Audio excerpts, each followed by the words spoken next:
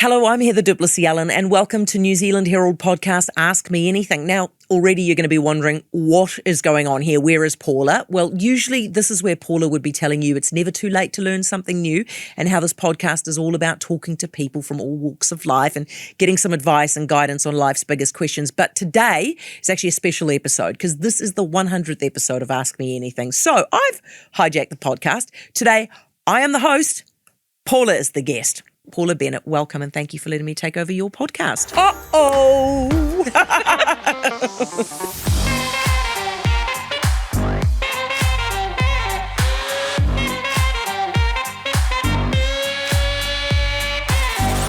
Congrats on 100. And you've got a cake? I know. Thanks to Kerry Shaw, producer. And I have to mention Ethan Sills because he has just been so wonderful here at NZME and New Zealand Herald podcast as well.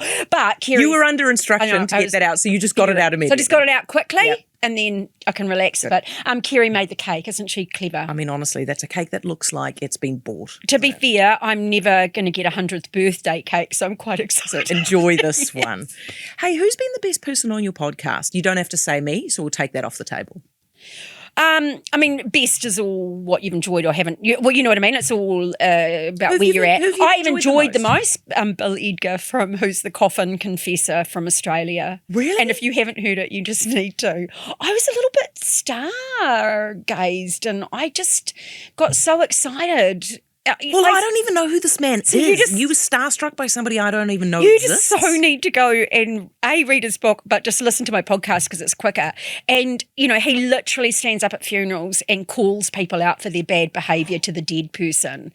And so you would love him, Heather. You know what I mean? Were you tempted to get him at your funeral? No, but I asked him if I could start a New Zealand franchise. You'd be very good at it. So I just was that much like, you know what? Yeah. You are crap. How dare you stand up here and do the eulogy when actually... Because that is always a tension at the funeral, isn't it? We all know that you've been hitting on his missus. Yeah. Who did you get the best advice from, given that it's an advice podcast? I had quite a lot of good advice. I loved Robin Malcolm. I think I was in awe of Robin because, Westie, outrageous fortune. And then she's such a lefty, you see. So I've never really crossed paths with her. So she was probably someone I was a little apprehensive about. And she was just absolutely amazing. And we, similar age. And so we found a lot in common. But her advice was don't let the political divide get in the way of actually having a friendship or thank God someone said it. Yeah, or an intelligent conversation. Now, look, I know the Herald gets a lot out of this podcast, obviously, because, we make money from you. But are you actually getting something out of it? Like, are you really enjoying this? I love it. Yeah? I mean, I do a lot of things. So, I work at Bailey's, I chair Pharmac, I do Sea Cleaners as my charity of choice and I chair them environmentally. And then I do emceeing and speaking. And this is right up there with the top. I mean, one shouldn't pick a favourite child, but I genuinely enjoy it. Makes me read things I probably wouldn't normally read, makes me meet really interesting people. Yeah, I love it. Now, I want to talk a little bit about your life before we got to know you as a politician. Would you describe your childhood as happy? I wasn't happy. I didn't feel like I fit in my family properly. Because you were difficult. I was difficult. I had older brothers. My mother would always say, we're going out. She said, I can't remember this, of course, as a child, okay, you three, get yourselves together. We're going out. Boys, grab your shoes, girl, Paula, do this. She said, so the boys would jump on the couch 3 times while getting their shoes. And I would sit there and go, why? Where are we going? Who are we going to go and see? I don't know if I want to go and visit Heather today. Yeah. It reminds you of a friend's daughter, doesn't it? Mm-hmm. Yeah, a little bit, madam. You know what I mean? So that's how my mother would describe it. And I think she was that classic. I was born in 1969, so that sort of 70s. I think their marriage certainly had its difficulties, and I think for all of that, they wanted easy. And they didn't get easy. They got me. Yeah. Well, and then you ended up, of course, famously pregnant at 17. And I want to talk about that. But do you think that the bad choices that you made that led you to that point was because you didn't feel like you fit in? Yeah, and I rebelled. I really Yeah. rebelled. So my father was definitely at that time quite sexist, a misogynist in some ways. You know, he believed girls should act a certain way. You know, we're in the Yeah. 70s, right? I should be pretty, I should be petite, I should Well, I be... grew up in the 90s, like formative years in the 90s, and it was much the same. Yeah. You know? And instead, I just didn't take it, you see. So I was I rebelled. I was a scrapper. You know, I would literally, this is not fair. Yeah. You know, I cut my hair off when I was 12 years old, much to his absolute disgust, Yeah. you know. I remember him strapping me. And he wasn't a bad person. He actually cried and I didn't. To be, you know, a little tear went down his cheek, the poor man. And so I've always hated unfairness, which is probably why I was quite... Injustice, yeah. Injustice, unfair, you know,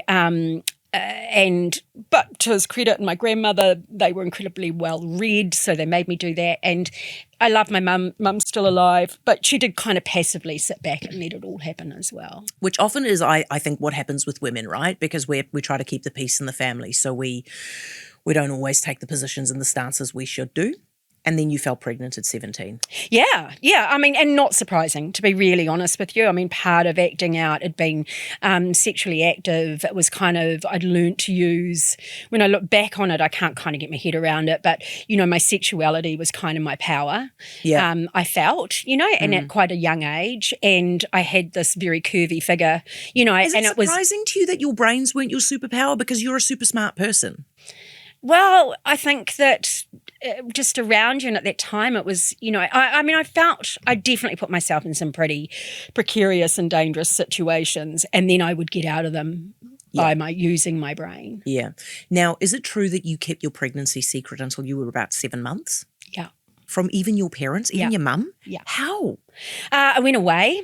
So I was living in Taupo, and so I went and stayed with my grandfather at the seaside. And then when I was about 7 months, Mum turned up, and I was literally had a bus ticket to go to Auckland the next day and had no idea where I was going to sleep or what I was going to do. So I just thought I'd be homeless in Auckland. I mean, God, I was so young and dumb. Well, I mean, yeah. And scared. But this is what happens to kids. Did your mum look after you then? Yeah. So you went back to live with her? Yeah, Had the and my baby mum with her? and dad, yeah. No, they both did. And even my father, for being such a proud man and so opinionated, he just said, you're our daughter and we love you and this is now, we're all in this. Yeah? Yeah. Okay, so they came to the party.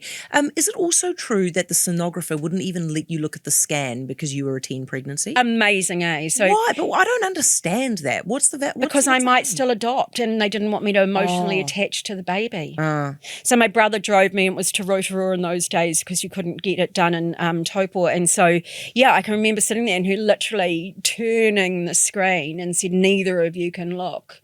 And it was because, they didn't want you to form an attachment because they actually sort of hoped you'd adopt. So when you gave birth, you stayed with your parents for how long? So I gave birth, and back in those days, Heather, you could stay in the home for like 2 weeks and actually learn how to raise your baby, which was amazing. You mean the maternity home? Yeah, the maternity home. Oh, God. You know, but even then, I remember, one nurse came in and said, okay, we're going to bath baby. And then another nurse went, no, we're waiting for the father to turn up. And I'm like, I'll read the file. Where was the father, by the way? Oh, well, He capped it, hadn't he? Yeah, he'd capped it. Well, gone. Do you, I mean, look. No, I don't have any contact, and I don't actually discuss him. I was about to ask you an even worse question is, do you know who he is? Because that's not always the case. That's is it? right. And no, but so you do. Yes. Yeah. Okay. To be fair, I was having a good time, but yeah. And then my brother, and this, I know it sounds a bit weird, but it really wasn't. He would pretend to be the father just so that I'd be treated equally. Oh, thank God. I know. What a decent guy. Yeah. Yeah, really Okay. decent guy. So you go home to your parents' house, but you're on the DBB? Yeah, I'm on the DPB at that stage, and I probably lived with them for about a year. And then? I want to say. Well, then I bought an apartment. I bought a flat, the middle of 3 flats near the cemetery behind my old college. Yeah. And I bought it $56,000. I can still remember that. And then I was working, so I was truck stop and boats during the day, so I would put people on fishing charters and tourism, and then at night I would take my baby to the truck stop and she would sleep in the pantry. And you would keep working? Yeah, and I'd flip burgers and waitress. How long were your hours? Waitress my truck drivers. So I did have a mental breakdown, probably about 18 months, 2 years, and that was from just a complete lack of sleep. So you were just So burning I out. would go home and have a sleep. I mean, I remember at the boat charter, it was a sliding door, and I would and a high counter at the reception, and I was there by myself, and so I would close the sliding door and lie down on the floor to have a 10-minute sleep because I was so tired. And then when I heard the sliding door, I'd pop up with a pencil in my hand Lord. and pretend that I'd dropped a pencil. So I was exhausted. I'd sleep in my car in my little half-hour lunchtime, and then I'd go home, feed my kid, and we would both go to bed, and then I would wake up at 11 and we'd go and do the midnight to 8 shift. Oh my gosh, so you were working through the night? Yeah, I did the midnight to 8 shift at the truck stop. Paula, like even raising a child with like normal hours is hard enough without doing this. Yeah. What happened when you had your mental breakdown? Well, I just quit everything. And then? Pretty much. And is that when you went on the DPB? Yeah. Yeah. And then regrouped. And, I mean, it was utter exhaustion, let's be fair. And then, of course, you're self-medicating, so half the time you're having drinks, and then I realise I'm more or less taking no-dose to keep me awake. Yeah. And then I'm trying to have a couple of drinks to put me to sleep. Yeah. And you just go, what an unhealthy spiral. Yeah. Did your parents step in and help you? Did anybody step in and help you at this stage? I mean, look, I was still difficult, and I'd been quite hard on my parents, and as much as they were supportive, my mother said, I don't want to raise another child. Yes. You're choosing to have this baby. Mm-hmm. And I thought that was entirely fair, to be honest, so I'm not criticising that.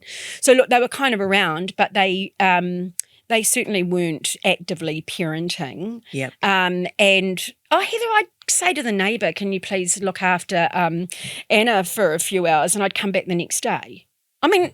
Wait, hold on. You'd leave the baby for a couple of hours and then come back the next day? Yeah. What were you doing? Partying. Because you're still young. I'm 17, I'm 18. Yeah, you're making terrible decisions. Terrible decisions. Yeah. So was there a lot of boozing going on when she was little? Well, yeah, but most of it when she wasn't there. Do you know what I mean? Like I didn't have I was very conscious of having a safe environment for her, and very conscious of not having men coming in and out of her life. So I protected her in that way.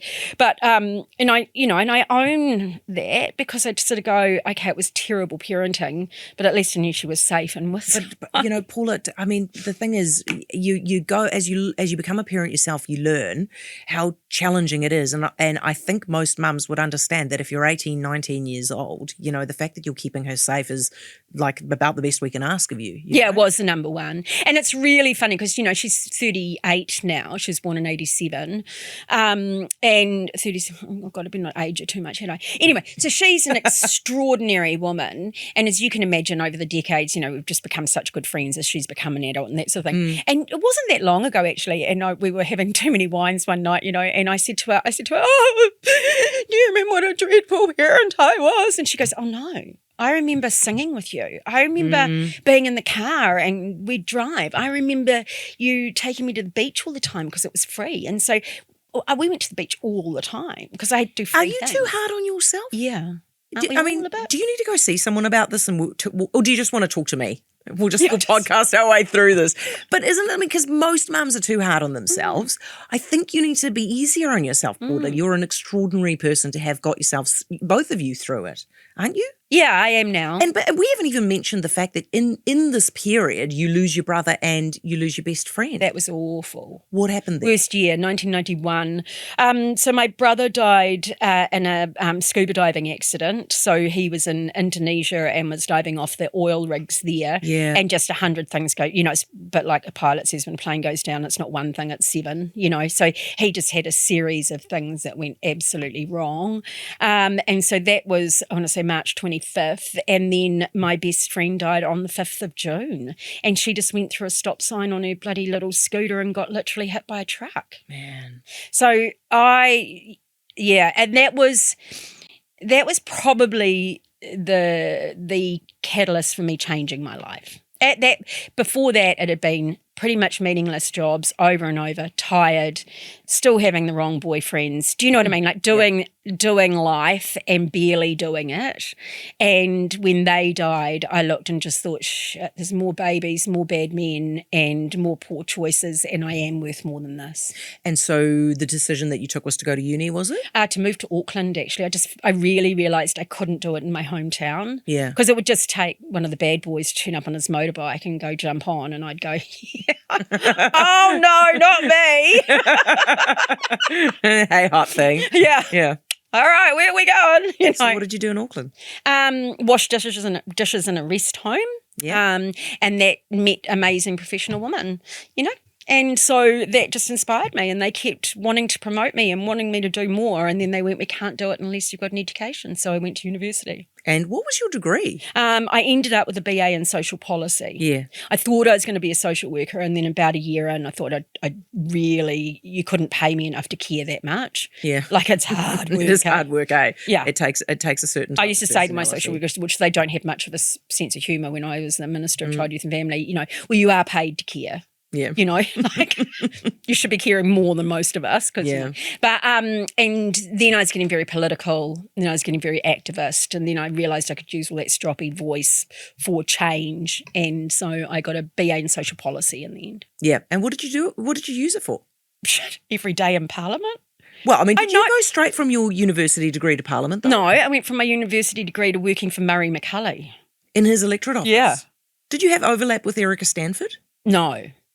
Had people between... Because she worked there as well. It was Murray, multiple people between. Yeah, that's, okay, different generational thing, right? I love Murray. So what I want to know from you is, because it's an advice podcast, obviously, that's the theme of this thing. First of all, to parents who are trying to raise kids like you, who are really bright and therefore pushing the boundaries, what do we do? I think don't always think that they're super strong and they're super confident and they're okay. Yeah. It's a bit like we say with some of our friends, just the loudest or the most fun at the party, don't think they're not actually struggling internally and in the background. So, everyone always just kind of presumed I was always okay, and I probably wasn't. And so I think a little more, I wouldn't say attention, because I was an attention seeker at times, but I think actually still listening to them and actually hearing what they're saying, giving them more responsibility, that's sort of how you can press. Do you think those also buttons. understanding that kids are different, right? So communicating with kids on different levels. Like if you've got 3 boys jumping on the couch but doing the thing that they're supposed to, they're just doing what boys are doing. But with somebody like you, answer their questions and help them to understand, like kids are different. Yeah. Okay, but also, what if you are a kid like you were in those teen years, and you've stuffed your life up, on paper. On paper, you've stuffed your life up and you're going in the wrong direction, but you want better for your life than the path you headed down. What do you do? Take ownership of it. So actually the only person that can change your life is you. Like no one owes you anything. Which is how I probably became a nat, like it was like actually, you could feel sorry for me if you wanted to. I mean, at that point, uneducated, unemployed, you could certainly pour, like you could label all these labels on me, and I could have sat there and felt quite sorry for myself, but only I could change my life. And so taking that level of responsibility myself, and then, oh my goodness, everyone comes out to help. Yeah, other mums and people see you trying. And so they're like, right, well, you take the kids on Saturday night because you've got no life, and I'll pick them up from school for 3 days a week. And, like people want to genuinely help other people. Yeah. Yeah. So if you help yourself, you actually generate other help for yourself. I think so. Oh, that's really good advice. All right, now we're going to take a quick break, and then when we come back, let's talk politics. Back soon.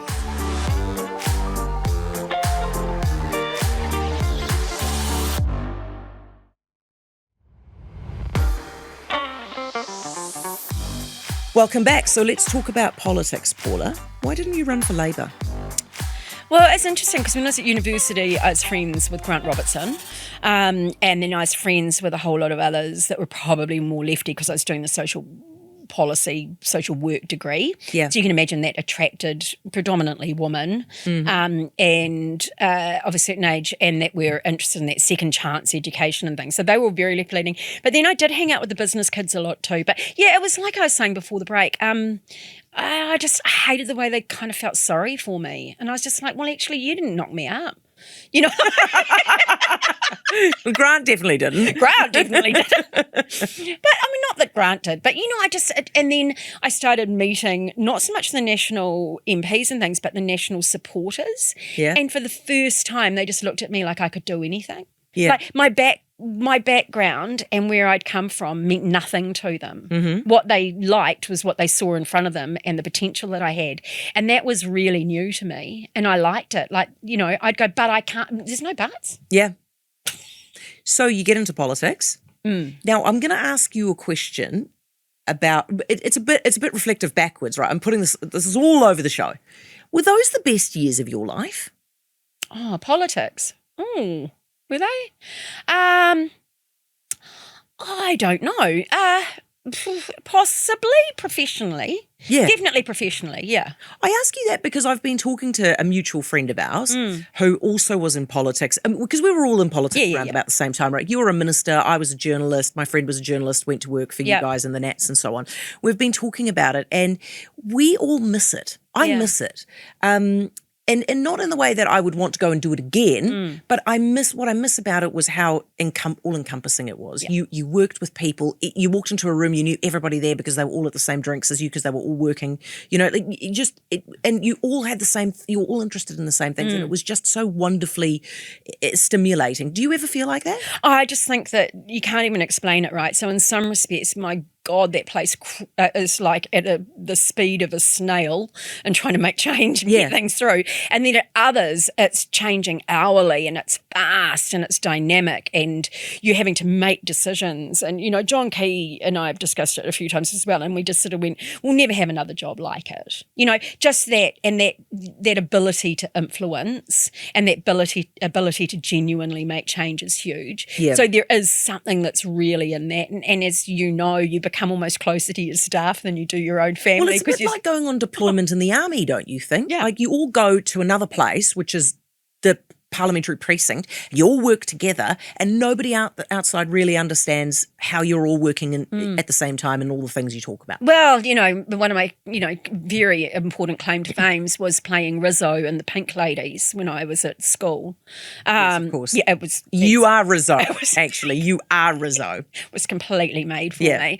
But I've often thought that a play or a musical is like that because it's just all-encompassing and they become your everything. And then it finishes. And then you miss it. Yeah. Yeah, so you do miss it a wee bit, but also you are detoxing from it. I've detoxed. You have? Yeah. Over. Yeah. Good. And probably about 3 years ago, which was quite nice. So it took me about 18 months, 2 years. So in that respect, I'm so grateful for it. I absolutely loved it. But no, I'd never go back. So do I miss it? Hey, you'll never have another job like it, but I couldn't do it. No, I'm the same. I miss it, but I would never go back. Do you reckon that you had to, I know that you said earlier that you were accepted by the National Party community, just the way that you were. But do you think that you had to work harder, maybe in their eyes or in the wider New Zealand voters' eyes, because you were Paula Bennett, the Westie who got knocked up at 17? Definitely. But then I've always had a bit of a chip on my shoulder that I have to prove people wrong. And I actually think that that's been a strength of mine because I use it to work harder, to prove people wrong. It's kind of what drives me personally. It's not necessarily the title. It's not necessarily all of that. It's that, you think, go on, underestimate me. Yeah. Go on. But Bill English would say I played on that though. But was it a chip on your, were you proving it to yourself? Or do you think the New Zealand voter looked at you and was like, nah, teen mum? So the story goes that, at 3.2 on the day that John Key announced his cabinet, literally the bar, which is the bar in Parliament, they were all sitting there taking bets on how many months I would last in the job. you know? And Interesting. And Because that's why? Because I'm more likely to tell someone to F off than most other people. Oh, okay. They were worried about your personality or temperament. Yeah. Don't you, you know, like I was a bit of a wild horse. I suppose you were a wild card for them. Yeah. And maybe it's just kind of like maybe they didn't trust you to understand professional etiquette, right? Well, no, that was more Labor and staff, not hopefully not my own people at that point. Is it true that when you got into John Key's kitchen cabinet in 2013, you were the only woman, everyone else was men? Yeah.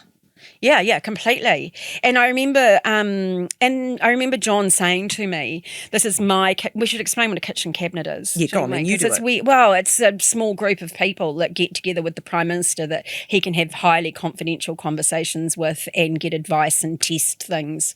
It's really as big as cabinet is, which is 20, and then you can consider the outside people. You actually really have a very small group who are the people who get the shit done. Right? Yeah. And that's you guys in the kitchen cabinet. Yeah, and he might have something that's really bothering him, or he might have, and so it is highly, highly confidential. So I remember him saying to me, "This is my kitchen cabinet," and so I don't need quotas or anything, Paula. I want you there because we've been together so long, we need someone that tests our thinking. We're getting too much like mind. Yeah, okay. Did they give you a fair hearing? Not, well, to start with, but I don't think it was so much of a gender thing to be really fair to them, Heather. I think it was just that they had worked together for probably 9 years. See, that we'd been 6 years in government, and then 3 years before that, they'd been working towards getting into government. So you actually did have this group of sort of like 5 or 6 men who had been working together. So they knew how each other thought, they knew how to make a decision. So me coming in at that point was really hard. Why? Well, there wasn't space for me. Like, they filled the space. Mm-hmm. Did you carve out your space? Did they give you some space? I tried, and then I actually got the help of John Key, to be really honest with you. What did he do? Well, he'd just go, "Hold on a minute, let Paula finish her sentence." Because the man had complete munner, right? And so when I'm thinking about who might have been in that kitchen cabinet, they were big personalities as well, all very certain of themselves. Yeah, very. I don't think it was a secret then. I'm sure Audrey would have written about who was in. So, okay, Bill English. Yeah, Bill. Stephen Joyce. Yeah, Murray Cully, Jerry Brownlee. Yeah. No, big personalities, those boys, aren't they? And John as well. And John. When you were in there, did you get anything done that you can look back and say, yep, that was because of me? Yeah, definitely. My welfare reforms, later on doing some of the other work and what was important to me. And you kind of got given one that they weren't so sure about because you were in this very important role. And then I used to laugh sometimes because the boys would sit around and analyse, as you can imagine, and go into all this detail and all this complicated, and they do all of that, and then John would just look at me and go, "What do you think, Paula?" And I go, "No one in West Auckland gives a shit." Like, if this is something that we have to do, let's do it. But I don't think we need to spend 45 minutes talking about it. If it's something that constitutionally we have to do, or if it's something that, you know what I mean? Like, let's just make the decision, because nobody in West Auckland is going to really give a damn about this. Did he lean on you for advice? This is JK. Did he lean on you for advice once Dirty Politics hit? Because that was the following election, wasn't it? I don't know. I mean, he used to ring me most Sunday nights anyway. So because he had his Monday morning media. Yeah. And because I think I thought differently than any of his other advisors. So not every Sunday, I don't want to say. Yeah, the reason I thought about that was because that Dirty Politics seems to me to be exactly an example of what you were saying, right? Which is that everybody in the media and the Beltway got completely fixated on this book, whereas actually West Auckland did not give a shit. Did not have at all any interest whatsoever. And that does get you. It's just how much time you take up with things that just don't seem to be that important or affecting people's lives. And what's remarkable to me is that this is an insight that you were giving him in 2013, and 12 years on, we still do exactly the same thing, don't we? Yeah. As politicians and media who cover politics, we completely fixate on stuff that most people don't care about. No, I know. We still do, Yeah. Yeah. Okay, now when you were, one of the things that has become like a defining narrative for you is that you were the one who was on the DPB, and then when you get into power, you pull the ladder up that you used to get yourself to the top. Did that get on your nerves? Well, I never felt like I pulled the ladder up, and I knew that I hadn't pulled the ladder up. Because have you read Grant Robertson's book? Yeah, well, I read that. Oh, yeah, I read the whole book. And he says that? Yeah.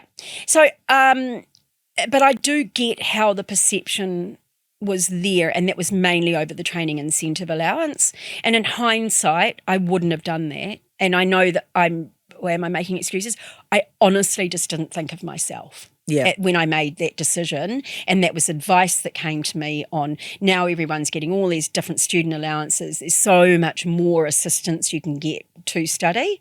And if it had been a year later, I would never have done it because I just would have been so much more politically aware. But did you make the right decision for the country in taking that allowance away? Well, I do believe the advice that I got was then I'm glad you didn't think about it from a political perspective, because we would have continued to pay something that we shouldn't pay to save your political capital.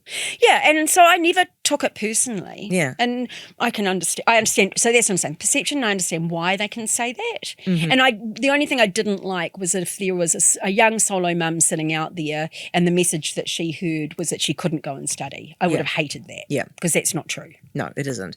It can't have been an easy portfolio, welfare, because you must have seen, I mean, that is a portfolio that deals with some gnarly stuff, and a lot of it must have come across your desk. Oh my God, Heather, on a daily basis. And I mean, actually, John rang me and said, like, I'm pulling you out of MSD and Child, Youth and Family. And I remember being really upset, and I said to him, God, no, I've got so much more to do. And he said, Paula, it's actually got to a point where I don't think it's healthy for you. Yeah.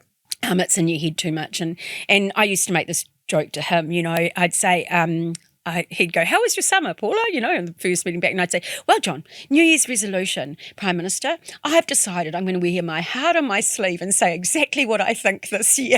And he would do exactly that. Like you weren't already doing that. And then I'd go, and by the way, I may cry occasionally because I happen to give a shit. Yeah. So sometimes actually what you're dealing with, it really does get to you. The abuse of that 9-year-old out in West Auckland who had 13 different government and non-government agencies in their life. Now, is this the young one who was in the cupboard? Yeah. Hideous. Do you want to just remind me of that? Because, I mean, you'll be across it, but I 9 years old, found in the cupboard. Her mother had written skank up her arms and other expletives all over her body, and was more or less beating her, and she was being sexually abused by others. Police had turned up, not that it was all their fault, and so many other agencies, and generally it would be because the father and mother were fighting and they'd take the father away, whereas actually what the father was trying to do was protect the daughter. She had a lot of siblings, but for whatever reason, the mother hated this particular daughter. And it's probably the worst case of child abuse that I dealt with where the child lived. And it really just got to me because 9 is 9, it's old enough to really know everything that's going on, and yet just a baby. And I don't know, that one really got to me. And our mate actually that was working for me at the time, we both really, really felt that one. And then the more you dug in, just, all these agencies knocking on the door and no one saw it. What happened? And because this is the thing that keeps on recurring with the baby deaths that we have in this country. And I'm thinking, like Malachi Shubesh is a perfect example of that, where agencies actually, people gave them the tools to stop the abuse and they didn't. So why does that happen? No, I think that we're still too polite and think that what goes on behind closed doors. I think that child abuse in general is unimaginable. The way I'd put it, Heather, is that, in the most extreme case, I could imagine me killing someone. If you're going to kill my child and there's no other choice, actually, your life, not hers. Yeah. Right. So I'm just being extreme. Yep. I can't imagine ever having to do that. Yep. But I can, in some weird, I can't imagine any scenario where I would hurt a child. Do you think that we are too trusting? I mean, because we know the abuse that men can inflict on children all too well. Are we too trusting of mums in some cases and women in some cases? Hell yeah. Because they're mums and women? Reading the other day about the female school teacher that, was raping, let's call it what it is, a 12-year-old boy. I mean, I think that, as women and with we not get away with, but I don't think we look closely enough at that. Yeah, because, they are aberrations in our gender, right? Yeah. So they probably slip through because of that. You bumped into somebody. Oh, yeah, I want to give you the good news story, right? Yeah, you bumped into because somebody connected I with that I rang our friend because it was just amazing. No, this was less than a year ago. I was coming out of a speaking event and talking to lots of people, and I could see this guy just slightly standing off. I caught his eye, and he just went, "You won't know me, but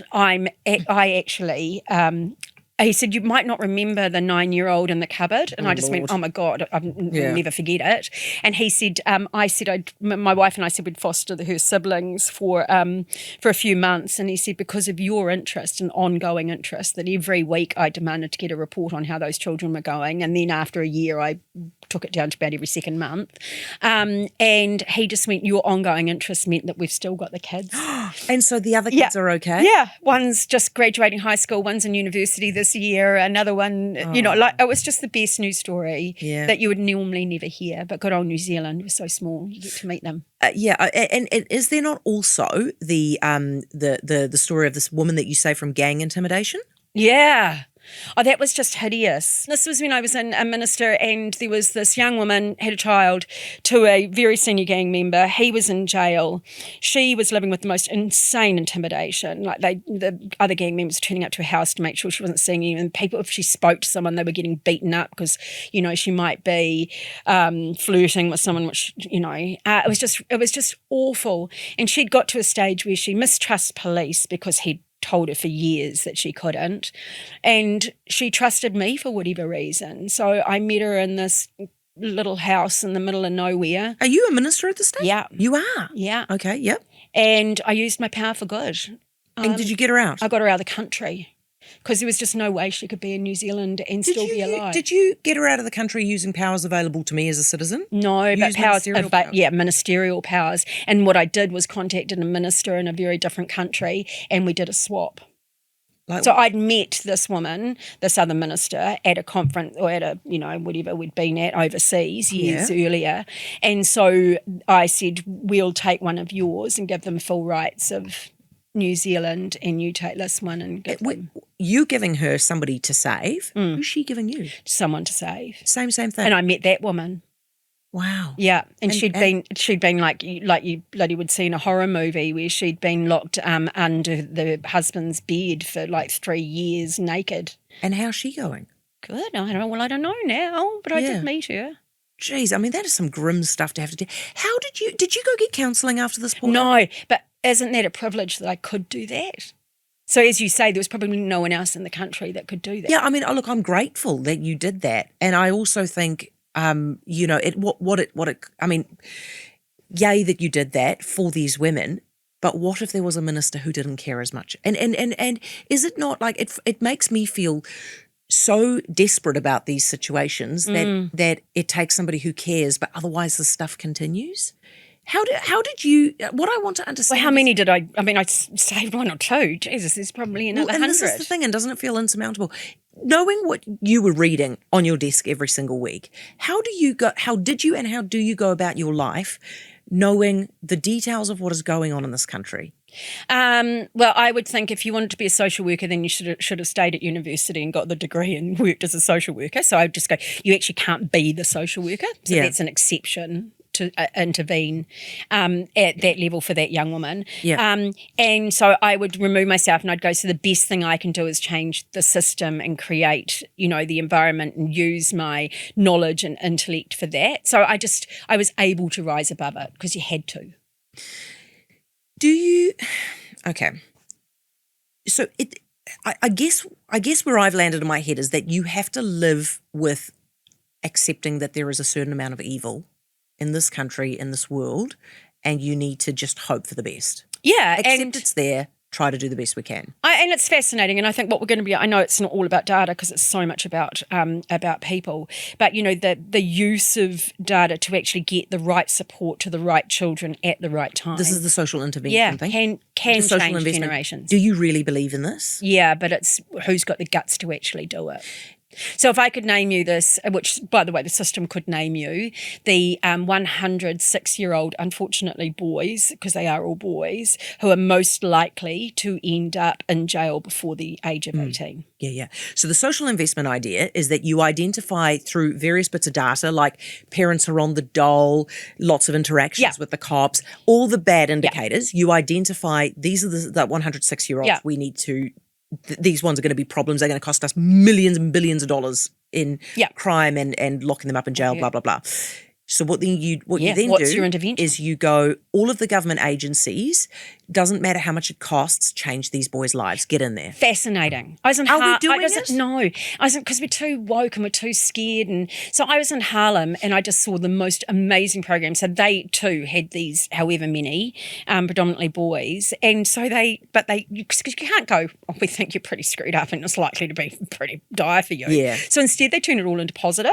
So they went, oh, you've been accepted for a special sports team. Oh gosh, you read so well that we're actually putting you in a before school. So all these kids did was sleep at home. They'd literally turn up school in their pajamas, be fed, be showered, be changed, be around positive. So they just thought that if they could fill, and every meal was there. And I just thought, wow, what an intervention. But see, I heard somebody talk on the radio some years ago now. It was a woman from the UK where they also intervened, but they intervened at the home level. So they realised that the reason that those kids were not showering and being fed and stuff is because the mums didn't even know that this stuff was important. So they'd send a kind of like matronly nanny figure. Yeah. Or like a housekeeper figure into the home. And the woman would arrive first thing in the morning and say, okay, mum, you're up and showered. Kids, you're up and showered. This is how you make a lunchbox. This is how you get them to school. So they would intervene at the parent level as well? I think so. And I met an amazing nanny. She called herself Māori woman in Kawerau. And she was doing exactly that. And God, she was extraordinary. But she'd say, oh, Paula, I'd open the door to go and get the kids to bring them. And she said, mum's passed out in the hallway from the party last night. And then, so I think you can change, but man, it just takes a long time. I think you try to intervene at the parent level for the child, not thinking you're going to change the parent because it's too ingrained, but hoping it changes. Yeah. It creates enough stability. Oh. Listen, I want to know, advice podcast, what's the advice that you've taken from this podcast in the last 100 episodes and implemented in your life and actually seen change from?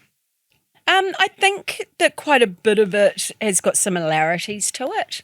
So it's how you look after yourself, how you find balance, how you can still make change and be, and if it matters to you. I'm someone that needs purpose, so how you find that purpose. But I'm probably better to myself now than I ever have been.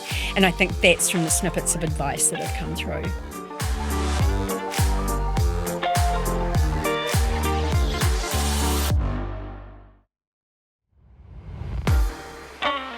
Now, Paula, because as I've said multiple times, this is an advice podcast and you know how this works, right? You always end by giving your guest the chance to ask you a question.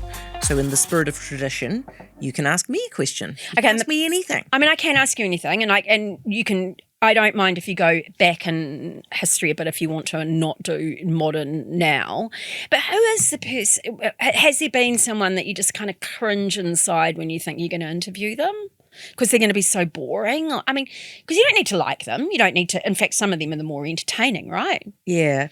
It's boring. That's my worst thing about a podcast, which I've been really lucky. So much trouble for this. Okay. So it's Winston and David. But they're not boring. The problem with Winston is, and it's not all the time, but when I get told by the producer who sets up the show, you've got Winston, there's a part of me that goes, oh, please, dear God, Winston, can you not fight with me today? Because he's so combative, right? And you never know which Winston you're going to get. You can either get the Winston who is in foreign minister mode, in statesman mode, and he's going to give you all the information that you need to know, and he delivers and it's wonderful. Or you're going to get combative Winston where you can ask him 1,000 questions and he just wants to turn it into a fight. Like even just if he comes on, you go, "Hi, Winston, how's your day been?" Oh, so you want me to tell you all about my day? Do you hear that? Sunshine. Yeah, sunshine. Have you got an opinion about my day? Do you hear that? And you're like, he can be. I had him on recently. He was wonderful. But geez, if he's in that mode, you just know that you're wasting the audience's time with 3 to 5 minutes of Winston just being a grumpy guy. and I find it frustrating because I'm too curious for that, right? I really want to know things sometimes. So it's 50-50. Is David the same? And David, the thing is, bless, I like David, but David is very clever. And he thinks he's the smartest guy in the room. And just because you show that you're the smartest guy in the room does not mean that you're the smartest guy in the room. Other people wear their intelligence lightly. And so sometimes it can be just a little most of the time, and I do want to say this, most of the time both of these guys give great interviews. Yeah. But on the occasion that David decides to explain to you how to suck eggs, it can be quite frustrating. Don't you think? And he's just so glib about it as well. It's just and then he tries to do he's tried to do the Winston thing of being combative. Like, he was really rude to me. I'm always rude to him, so it's not a surprise.